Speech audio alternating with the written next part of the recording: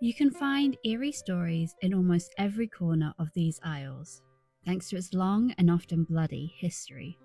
From witch trials to dangerous criminals lurking in our city's shadows, gruesome tales of tortures to battlegrounds stained with blood.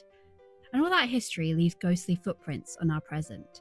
But let's face it, for centuries we've loved to listen and recount those eerie tales of our homeland.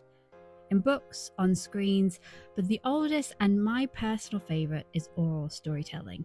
There's just something slightly more chilling when someone recounts these tales out loud, all the while your imagination runs wild. So I'm here to take you on an excursion, off the beaten path and into the shadows, to hear from local experts about eerie tales right on their, and possibly your, doorstep. My name is Ami Gill, and I have always been fascinated by the dark stories from across the country. So, come with me as we embark on our very own Eerie Excursion.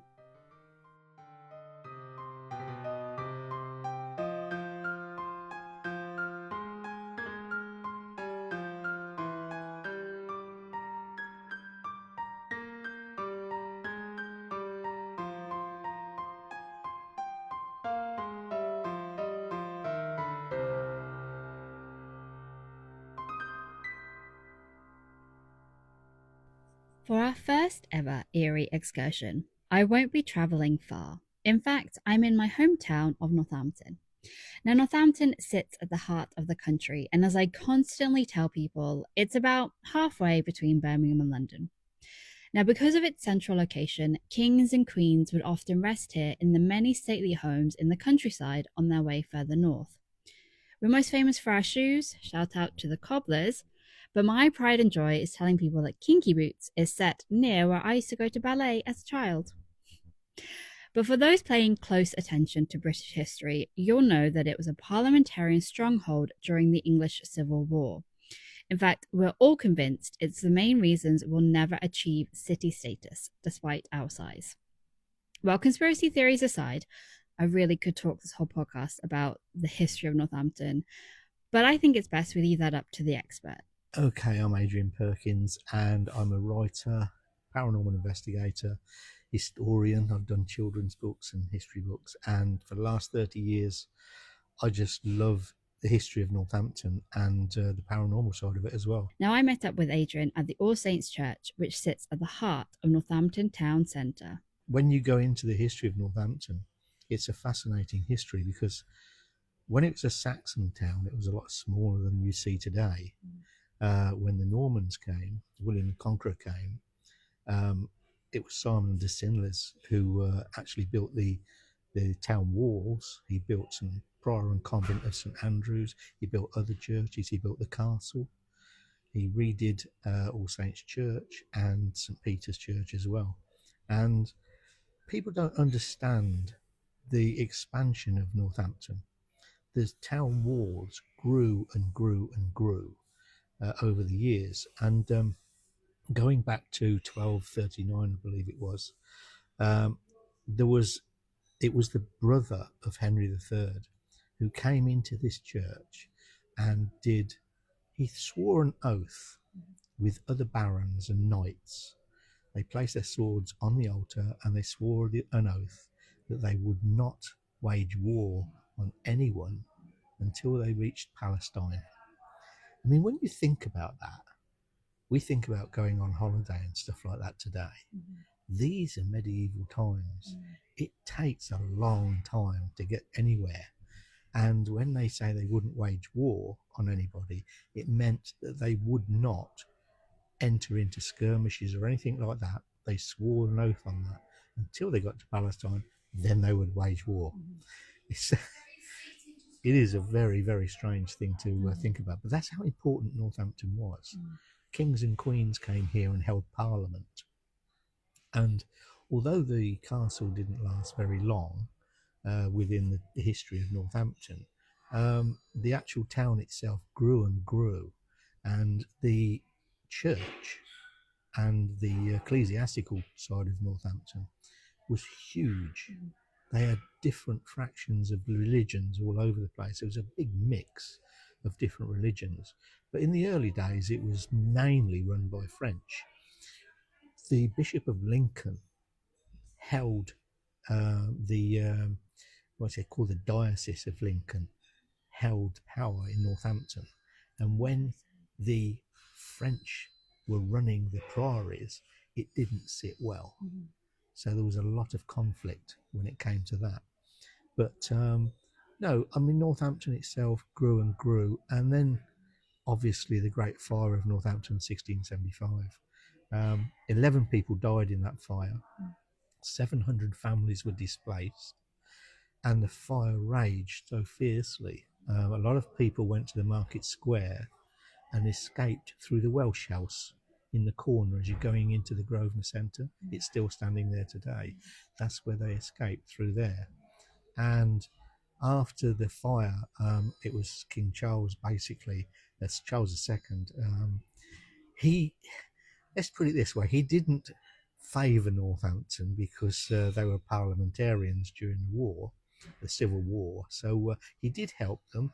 He granted them wood to rebuild from the Rockingham and Selsey forests. So his statue is on All Saints Church, in the front of All Saints Church. They still commemorate that today, which is really surprising when you think about there's not many royalists still about. But yeah, Northampton, I love the history, but the problem we have with it is we've lost a lot of the architecture and the ancient buildings that used to be here. And I think when you look at it, everybody who walks around Northampton should look up to see the architecture, because there's some good architecture left. But the real gems are below ground. The ones that survived the fire of Northampton. I mean, some of the stuff is mid-14th century, and you think to yourself, nobody knows about it. People are walking around the streets. There are tunnels under Northampton. I know they're there. I've seen them. I've been in them. And people walk around going, oh, they don't exist. Well, if you want to believe that, that's up to you. But yeah, I love Northampton. So Adrian takes me to one of these underground gems. Now, to do so, we turn left out of All Saints Church and across the street to the West Northamptonshire County Hall. And once we get there, we go straight down some really old, dark stairs. Okay. So now we're going to come down into what we believe the mid-14th century cellars, and they're below what was the first infirmary of Northampton. And when we say mid-14th century, we are looking at time of the plague. So the plague was 1349, and this place looks unfinished. And the reason we believe it's unfinished is because when the plague hit Northampton at that time, it wiped out a lot of the skills, the stonemasons, the wheelwrights, the coopers. All of those got wiped out and they lost the skills. So when they came back to do this rebuild, it's not as good. So that's why. And a lot of people, when they come down here, because it's a beautiful ribbed arch cellar, it's fantastic. You know, hexagonal columns. And people come down here and they say this is an ecclesiastical building because there are references back in history when somebody came to the first infirmary upstairs above this place. He said he believed this was a subterranean chapel. And that's gone on in history and people believe it. So I wanted to find out if that was exactly true. So I went back to the 1300s in the medieval records. I couldn't find anything to say it was an ecclesiastical building, but it may have been used for storage of wine because the chap who owned it above was a wine merchant. He brought wine in from Burgundy. So yeah, but this actual building was used as an air raid shelter. It's used for storage now, but it's a lost gem in Northampton.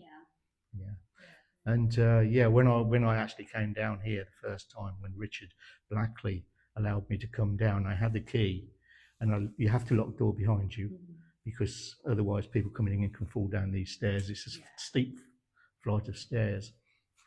I was in here for 3 hours, and they just went like 5 minutes. And when I was in the room next to us, I was just standing there trying to get the atmosphere, and this little girl's voice right next to my ear just whispered in my ear, hello, and then giggled. And I looked round because I thought it was a setup. I thought someone had set me up, but there was nobody down here at all. And she's done it a couple of times. She follows you around. Yeah. But yeah, there's lots of reports of ghosts around here. And when we had a medium come down, we did a circle. They saw monks. Oh, wow. You know, it's whether the building actually sparks that emotion in people, ecclesiastical again, you know, and they think to yourself, this must be related to. I mean, I have to say, just standing here above these, I do feel like we are floating in the church. Yes. At the top of a church. That's what it feels. Yes. Because you are above the floor. You are above the floor. Yes. Do you want to explain a little bit about the hexagonal columns? Every hexagonal column that you see on rib vaulted ceilings will have a base.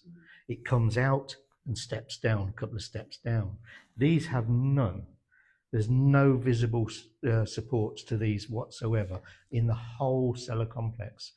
The floor level must be about 3 or 4 feet further down, then you'll come across the bases. And I would love it if archaeologists came down here and took back the floor to the original.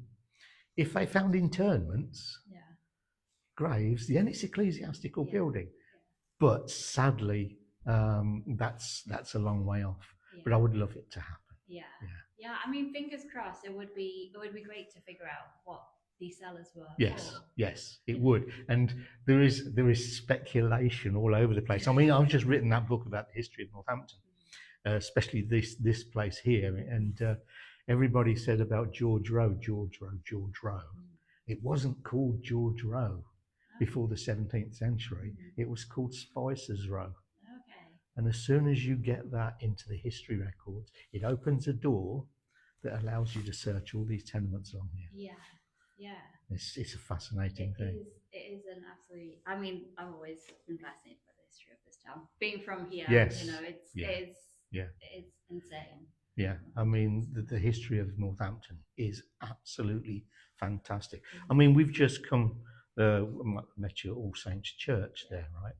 Now, when the Norman conquests came, right, everybody believes that William the Conqueror came, took everything, and that was it, within a year. It took several years for William the Conqueror to actually establish himself in England. He spent most of his time in France and allowed his barons to do the work.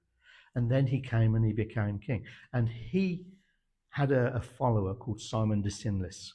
Now, Simon de Sinless, he built the walls of Northampton. He built the castle, right? He built St Andrew's Priory, and he built a lot of the other churches around here as well. And he also changed All Saints Church. And it was huge. Before the Great Fire of Northampton in 1675, it was a huge church. And all that's left of the original now is the tower. Everything else is new. Just the tower is the old part. And if you walk into the tower, you can still see the reddening of the bricks where it was a fire. Okay, so we are in the largest of the vaulted cellars down here, and directly opposite the staircase you just came down was the original entrance. We know that from the door jamb and the way the bricks are moulded on the outside, so we know that was the entrance. And it was used, I think it was used for storage, but there's speculation on that, as I said. And we're going to go through now to the left side of the doorway, and we'll go into another slightly smaller, and you can hear by my voice that it's changed. We have rooms left and right. The left room has what we believe is an aumbrey.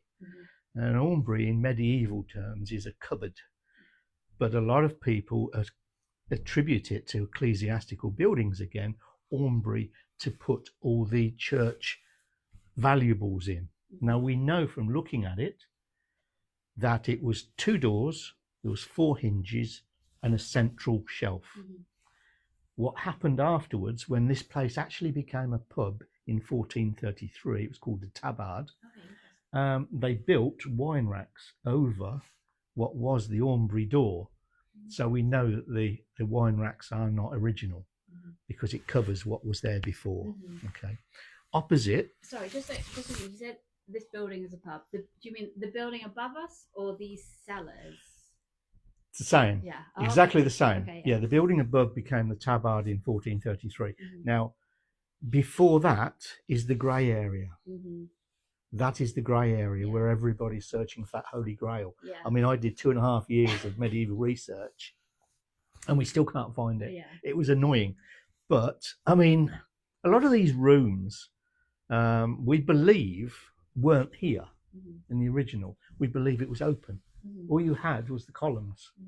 The only rooms that were original, you can't get through there. We don't know what's behind that.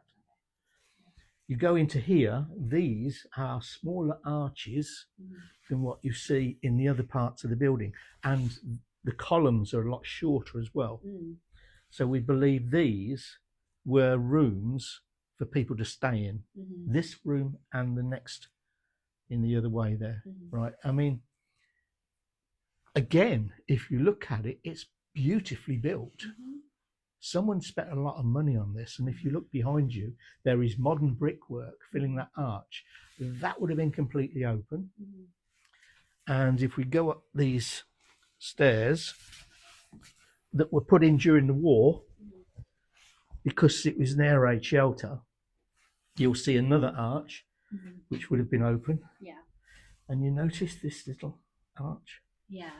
Totally different. Yeah. So they were small little cells for either monks or ecclesiastical building, if it was an ecclesiastical building. Now, when we talk about that, and I was talking about the Aumbry, medieval times, it was a cupboard.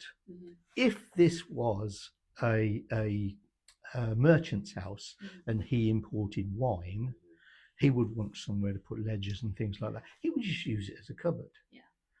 But because of the way it looks, everybody's going, oh, look at this. Yeah. You know? Yeah. But we are now standing on a platform that was built during the Second World War. Yeah, I mean, you can definitely tell. Yeah, it's just been put straight in there. Yeah. But even here in the corner, you can see it needs to go down further to get to the floor. And I mean, in terms of, so this bit would have been open, and yet we're sort of still looking into another room. Yes. So how open would it have been? Would we have been able to just look and just see the end? Yes. The outside? Yes, that was completely open. And that is one of the only ones. I mean, this is a double room. So it goes into the piece around there. And that's an interesting point, because even the wall behind you isn't. This one. You see, that's modern brick. Yeah. So what you need to do when you're looking at this place is take away all this modern brickwork, and you've got this huge vaulted area and these tiny little rooms. Yeah. It's intriguing. It is very, very intriguing. Yeah. I mean, next door under the Whitworth Chambers, I believe it was like this, but it's been completely floored. There's a concrete slab. There are metal beams going over to hold the building above. I wish that I'd been back there 50 to 100 years ago to see what it looked like, because it must have looked extremely beautiful like this. Yeah. And we know from records that at the back of this building, which is to the south, going down towards the what they call Bridge Street, was an orchard. Yeah. Oh. That was an orchard down there. So again, people who think it's ecclesiastical think that they had the wine. They made wine from the stuff they grew in the orchard down there. But there's a lot of questions. There is. Just sorry, going back to the concrete things you put there. Was that put in there for the air raid shelter during the war? Is that that's more modern than anything else. I mean, these were around about the 40s, obviously, for the war. But if you look at the way everything's been built, there's a lot of care been put in to doing this. Yeah. But when you look at that through there, It's just They just wasted it. Mhm. Yeah. I think that's very interesting when you think about the time that in the 1940s, the war's going on. You would think, okay, we just got to rush. We're going to safety first. Yes. You wouldn't have thought they would have put as much care because of the time. Yes. So it's amazing to think that somebody beyond that, in a time where Germans aren't dropping bombs on our head, they've just gone ahead and yeah. It's a little sad. Yeah. Do you want me to turn the light off and go back in through? Do you want me to? I've got my torch. Yeah. Okay. You get down first, and then I'll turn it off. Okay. Yeah. This is where it gets a little bit more spooky. Once that light went off, it was incredibly scary and creepy down there. And I'll be honest with you, I was a little bit creeped out. So we decided to do the really scary ghost stories, and Adrian tells me about his ghost experiences from the comfort of our own homes. In July 2019, the county council sergeant asked us if we would like to go into the county hall in Northampton to investigate reports that people on tours were seeing things and hearing things that they couldn't explain. So we went in. We actually spent 2 years in there in the end. 2 years, I suppose, split between a quarter of that was paranormal investigation and the rest was doing the history research. So we went in, and strange things did start to happen to us, but we did 4 visits, and each visit got more active, and it was almost as though they were getting used to us being there, whatever was in there. And at one point we were standing in a lobby, if you like, and there were a row of doors, and Lewis, as Lewis does, likes to sort of do some antagonistic approach towards spirits, if you like. And he asked out, or several people asked out, but these door sensors went off along the corridor, and the sound of them was really good because it was unmistakable. It wasn't just, they were good. They weren't going off all the time. It was to answers to questions, and they started going off, and it was really good. And then they completely stopped. So it wasn't something that was a fault with the door sensors or anything like that. They were going off one after the other, and it got closer towards us. And on another occasion, we were in what was the council sessions room, if you like. It's like an amphitheatre with all seats in for the councillors to sit in and have meetings. And Lewis was standing in a side alleyway, if you like, of the room at the back of the seats, and we were sitting in a semicircle in the centre of the room. There was nobody else around, and all of a sudden, this door behind Lewis, which was folded back to the wall itself, it was open, suddenly swung shut with such force that it shook the wall. It really did. I mean, when you listen to it, it just, the loudness of the bang tells it all, really. It was very, very severe. I mean, when people say that a building is haunted, usually for a reason. And the reason is either there's people died there or something's going on. But this particular place, there were executions. And the executions started in 1818. And what happened was they used to hold the trials. There's 2 courtrooms in this county hall and the cells below. And the holding cells below for the prisoners to go up and be sentenced and then sent to the main block, which is the prison blocks for men and women. Now, what happened was, before they had executions at the county hall, they used to send people to what is called the race course in Northampton. Now, on the corner of the race course was a gibbet, if you like, and when they hung days, wasn't it wasn't a clean affair, let's put it that way. They were put on the back of a cart, rope was round the neck, and then the cart was driven away. So they were left swinging. And one particular hanging was really, it turned a tipping point in Northampton's, the way that they executed people in Northampton. There were two men who were sentenced to death, which was going to be carried out at the racecourse. And these two men, it was 1818, this was, and these two men, the public thought that there were trumped up charges against these men, and the public sided with these two men who were about to be hung. And it almost turned into a riot when these two men were hung, because it took nearly 20 minutes for them to die after the cart had gone. So the authorities said this can't carry on. So then, very quickly, they erected what they called the new drop at the county hall, so that they could actually drop people through a trapdoor and it would break their neck instantly, sort of thing, so the deaths would be quicker and they could do 6 at a time. And that, I believe, is people go into the county hall with the expectation of something going to happen because of people being executed there. But what we found was that things were going on inside the buildings and not where the executions was being carried out, sort of thing.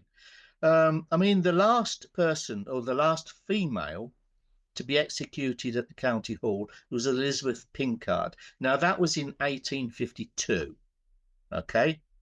And she was executed there. There was nothing strange about the execution. In the actual fact, the report of the day said she met her maker with style. So she didn't scream, she didn't play up or anything. She just went to the gallows and they executed, and that was that. But what you have to remember is public executions at that time were big affairs. I mean, thousands of people came to watch executions. And like I say, she was the last female to be hung there at the county hall. But what they did then, they moved the gallows to the corner of the car park where people can see the execution, the remnants of where the executions were held. But the gallows were put undercover, and they were now private executions that nobody could see. And then after the 1852, they were private executions after that, and only 2 people were executed after that. And then the rules were changed, the laws were changed, sort of thing. But yeah, I mean, when you think about what happens when you're investigating a place, I mean, as I said before, the 4 sessions we did, things got more active for us. Lifts would go up and down on their own within the building. And you think to yourself, nobody's pressed a button. Nobody's asked for that lift. In actual fact, our parapsychologist, Lewis, we were on the top floor. He ran down 2 flights of stairs to try to beat the lift to the bottom to find out who was in it. And when the lift doors opened, there was nobody there. Oh, gosh. Oh, God. There's something But yeah, sinister about an empty lift, I think. Yes. Yeah. Mm-hmm. Now, the other place. Now, many years ago, I do like to try and do as many places in Northampton town as I can. And many years ago, I did a place that, let's say, has more than one type of spirit. It's a pub called the Old Black Lion. Now, the Old Black Lion first appeared in the records in the 17th century. And the reports, it's right next to St. Peter's Church, which is one of the oldest, if not the oldest church in Northampton. and reports of tunnels running from where the castle used to be, where the train station is now, to the old Black Lion, underneath the St. Peter's Church, and onto a building called Hazelrig House, which is just a little bit further along, probably about 100 yards away. And there were reports of tunnels under there. Now, we went in not expecting anything to do with ghosts, but to do with, let's find these tunnels. And before we even got into the cellars, the landlord started telling us that when a new landlord came into the pub, things started to happen, noises started to happen. And I said, well, where are these noises? He said, in the cellar. I said, okay. And up to this point, we knew nothing about the building's setup at all. So we went down into the cellar expecting to see just a normal cellar. But what there is down there is there's another door that leads to a cellar below the first cellar. So it's deep underground. And when you go into it, it's a barrel vaulted room that you could easily put 2 cars down there, and it's high enough to put probably a double-decker bus in. It's a huge cavernous place.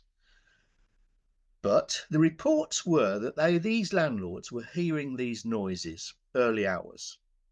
They would run down into the cellar and they would find that this door would be open. So they got fed up with being woken up by this sound. So they used to put a full barrel of ale next to the door when they shut it so that it could not open. And they go off to bed. And sure enough, there was a loud bang from down in the cellar. They would go down to find the keg of beer across the room on its side, and the door was open again. The ghost, I mean, that says to me that there's poltergeist activity down there anyway. But what got to me was the fact that the shape of this second cellar looked like a tunnel. And we thought, we may be onto 2 things here, ghosts and tunnels. So we got permission from the owners to actually drill through the wall to find out if there was a tunnel behind the wall. And we had a 2-foot drill piece. And when we finished drilling, we fell against the wall. There's a cavity behind the wall. We never got permission to go any further than that, but there is a cavity behind the wall. So we would think there are some tunnels down there. But sorry, Go ahead. just about the tunnels. Is it possible that it's connected to the tunnel that we went to, or are they definitely separate?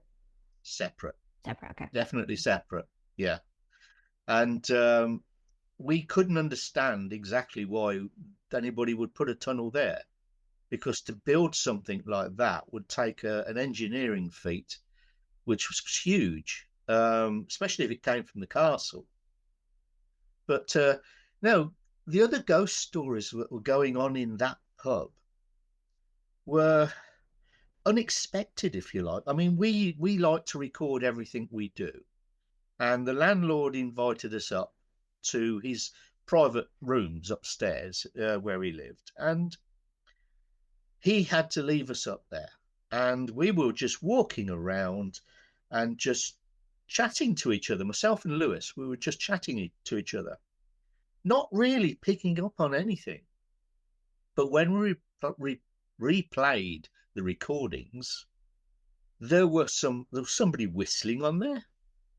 And then if you listen to the background noise on the EVPs, there is somebody talking in the background, almost mimicking what we're saying, or I don't know, taking the mick, if you like. It's one of those sort of things. And then another thing happened when, I mean, Lewis, bless him, he's a parapsychologist, but he's a tunnel rat.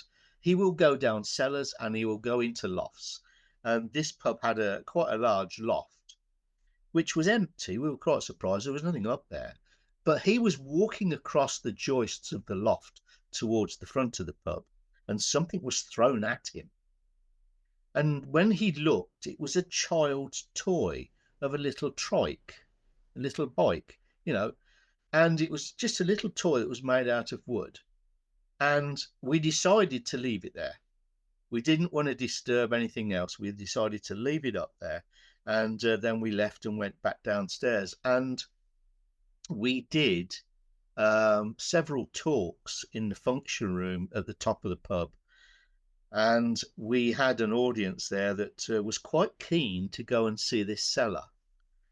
And whether you believe in ghosts or not, things happen that can really surprise you.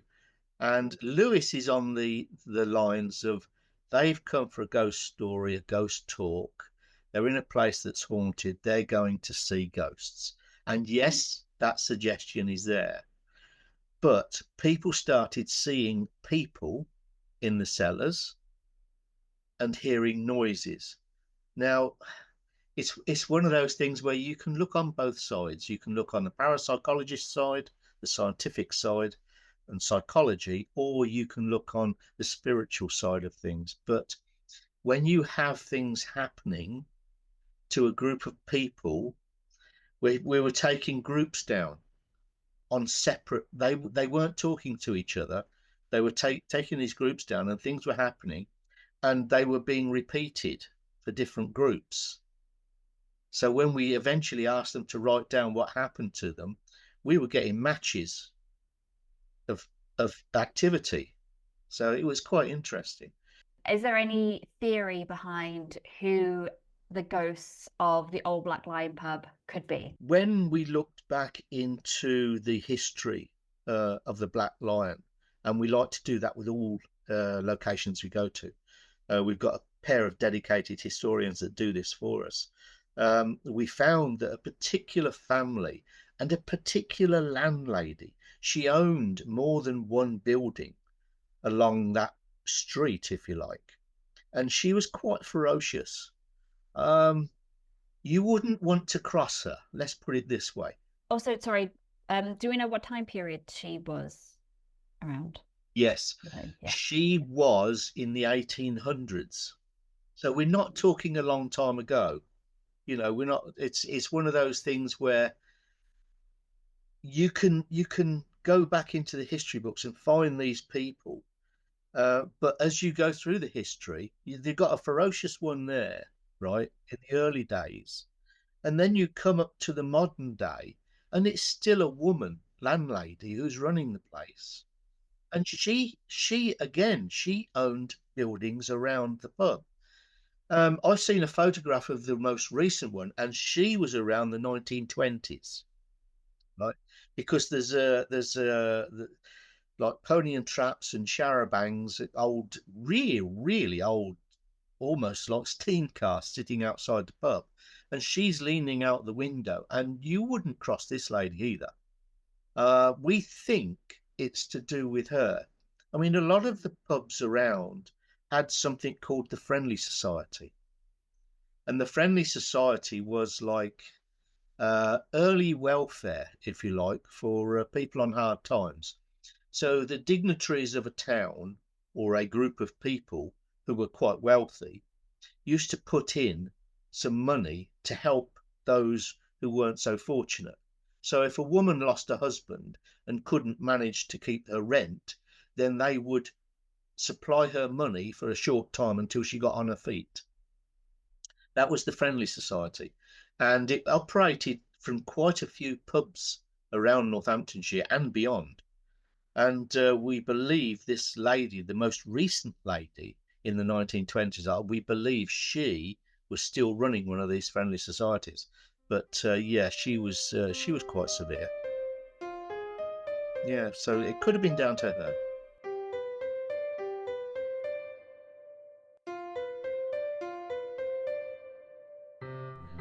Well, I hope you've enjoyed this first ever Eerie excursion. I honestly have loved showing you around my hometown and diving deeper into its dark history. To find out more about Adrian's work, follow the link in the show notes. Honestly, his EVPs are absolutely fascinating. I would highly recommend giving them a listen to. And hey, if you're ever around Northampton Town Centre, just remember, as you're walking, there is a whole dark world right beneath your feet. That's it for now, but you can follow the show on YouTube and Instagram. We're at Eerie Excursions, where you can see pictures and videos of the places we visited today. That's it for now, but you can follow the show on YouTube and Instagram. We're at Eerie Excursions, EEREEX Excursions, where you can see pictures and videos of the places we visited today. And to be sure you don't miss out on an excursion, follow the show wherever you listen to your podcasts. See you next time for another venture into the darkness.